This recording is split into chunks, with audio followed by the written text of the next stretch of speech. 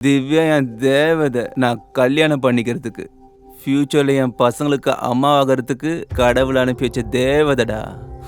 இந்த coffee shop எல்லாம் சும்மா டெம்பரவரிடா. 1 வீக்ல இந்த காஃபி ஷாப் எல்லாம் நம்மளுக்கு செட் ஆகாது சந்தோஷ்.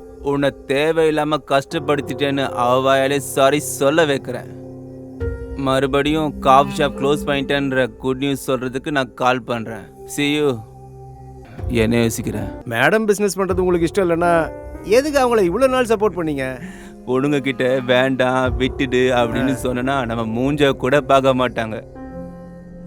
எல்லாத்துக்கும் சரின்னு அவங்க செய்யறது சரியில்லைன்னு அவங்களுக்கு ப்ரூஃப் பண்ணணும். ஓ ஆ, அப்பதான் நம்ம பேச்சை கேட்டு நம்ம வழியில வருவாங்க. ஓ ஆ. ஆ. மேடம் அவங்க சொந்த காலில் தான் நிற்கிறோன்னு ரொம்ப ஸ்ட்ராங்காக நம்புறவங்க சார். அவங்க எப்படி சார் இதுக்கு ஒத்துக்குவாங்க? இப்போ கடவுள் மேடம் பக்கம் நிற்கிறாரா இல்லை உங்கள் பக்கம் நிற்கிறாரா?